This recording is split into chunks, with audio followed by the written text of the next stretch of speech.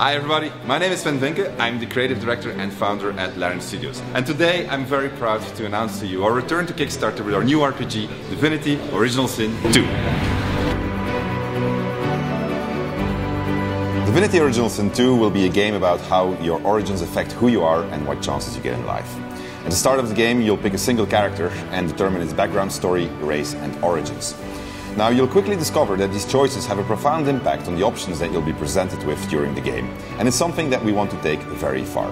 In Divinity Original Sin 2, you can play with up to 4 players, and the really unique thing is that you can play cooperatively and competitively. When playing competitively, you'll engage in competitive questing and the other players will essentially be role-playing your antagonists. When playing cooperatively, you'll be using your unique talents, origin and race advantages to help the party achieve its goals. What's really cool here is that you can seamlessly switch between cooperating and competing depending on the situation you're in. So what you're seeing here is the Divinity Original Sin 2 prototype, built on top of the Divinity Original Sin Enhanced Edition engine. It's still very much work in progress and lots of things will change, but it's already sufficient to demonstrate a couple of the key things that we're building the game around. The party consists of a wood elf, 2 humans and an imperial dwarf. We are escaped sorcerers, users of a forbidden form of magic, and we're on the run from divine magisters. We're looking for help to travel to the mainland and are trying to enter a village where we'll hope we'll be able to get a ride on a dragon. Getting into the village, however, turns out to be problematic because of some local unrest with the dwarves.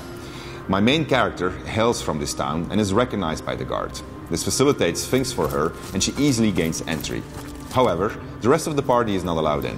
While the thief and elf eventually convince the guard via individual persuasion events, the dwarf fails and has to find another way in.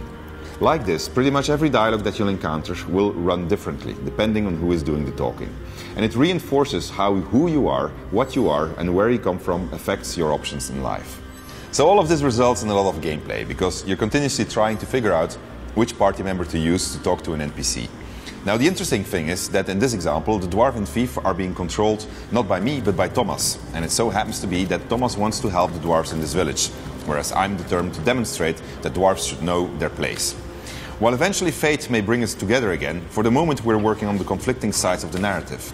And we're trying to use the advantages of our origin stories, as well as our skills, abilities and talents to try to get the upper hand. So the story that we've made for Divinity Original Sin 2 makes all of these things possible. And mixed with all the RPG systems that we have, it really makes for a lot of fun. So here you see me mixing a red coloring herb with a poison potion, and this is me putting it in Thomas's backpack. So when he's going to drink it, he's going to have a little bit of a surprise. Now here you see me telling the guards that Thomas is a criminal and that he is smuggling contraband, which happens to be the case.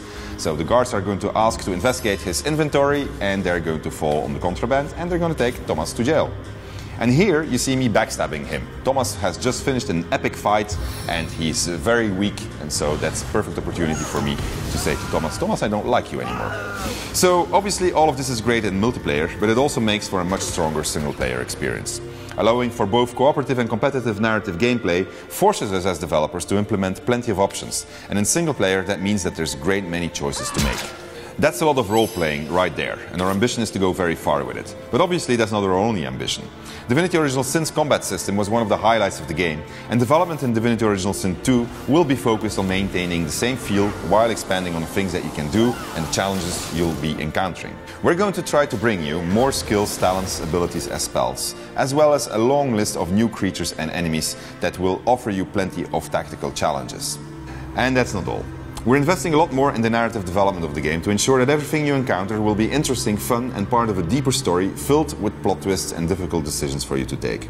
A lot of effort is being put in bringing you a more grounded and serious game in which everything is consistent but which still contains plenty of fun moments. We will also include an updated version of the editor that we're using to create the game. It's becoming an incredibly powerful tool and we're very eager to see what you'll come up with. Divinity Original Sin 2 is going to be a fantastic game, but it's also a very ambitious game, and that's why we're returning to Kickstarter. We would like to maximize the amount of things that you can do in the game. Now, we already have a budget in place thanks to the success of the original game, but all of the things that I've been talking about can be taken that much further. So I'm hopeful that you'll be willing to back us, and in return I promise that we're going to make you a very fun RPG full of innovations and full of surprises. Hope you have a great day. Thank you for watching, and hopefully until one of our updates. Take care. Bye-bye.